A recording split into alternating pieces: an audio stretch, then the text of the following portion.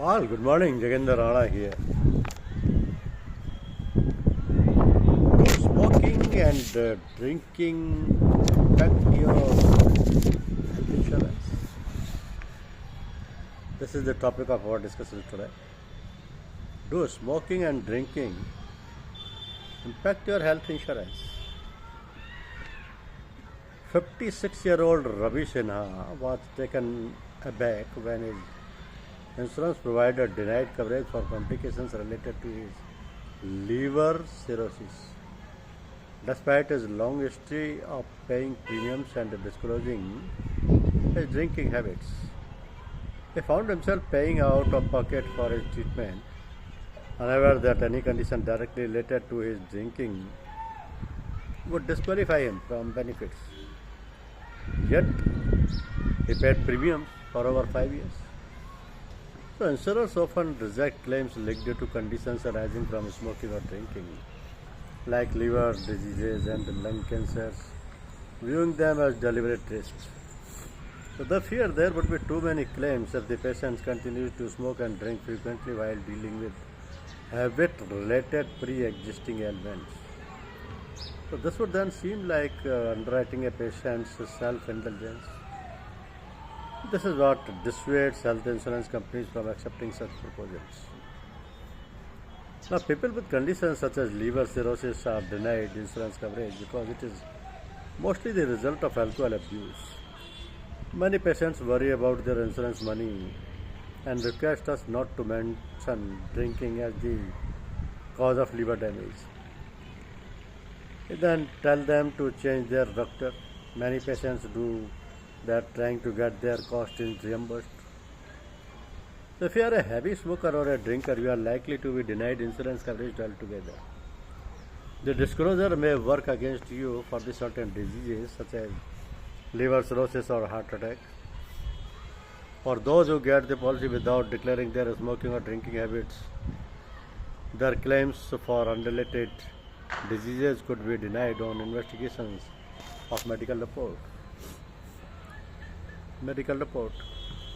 So, for instance, a person is admitted to the hospital for dengue. If the insurance company realizes that they did not disclose their smoking or drinking habit while vetting their claims, it may refuse to process it altogether. This can happen even though dengue is nowhere related to smoking or drinking habits. So, what are gray areas? While most insurance providers say that smokers and drinkers are covered, in reality they might find it extremely difficult to get coverage.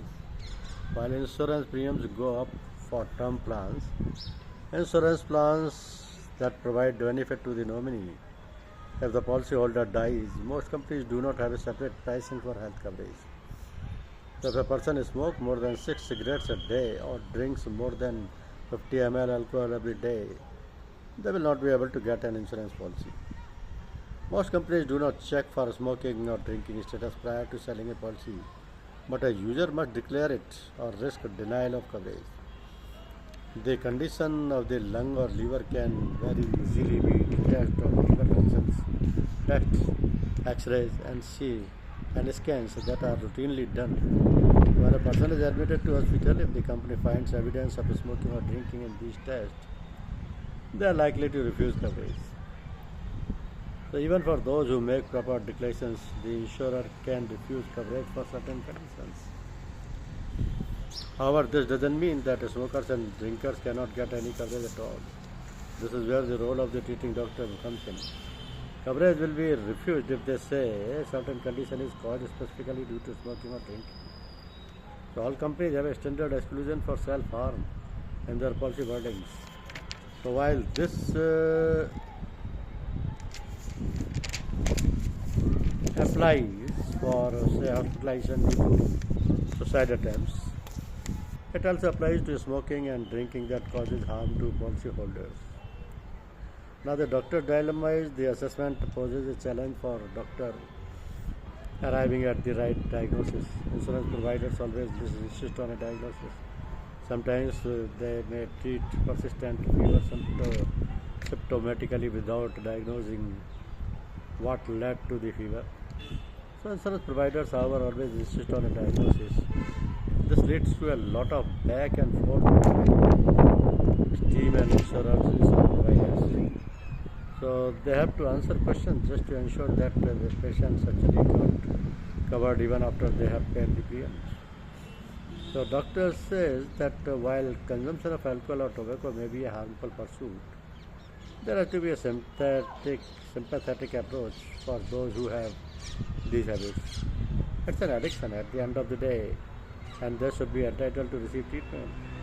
It suggests a middle of the road approach where insurance companies could charge higher premiums for people who smoke or drink because they are at a higher risk of several diseases.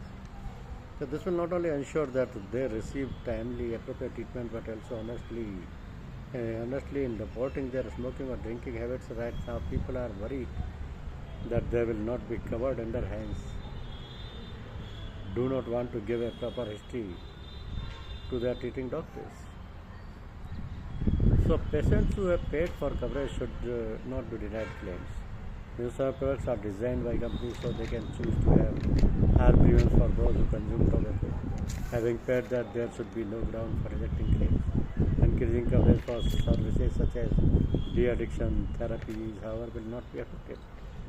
So for a person who is already paying a higher premium because they are smokers, offering dedication that services will not help much. Once you purchase the policy, what is the motivation for going for these services? People can kick their habits only if they want to. And that intention will come only when these services are a part of the routine checkups or consultations. Thank you. Thank you very much.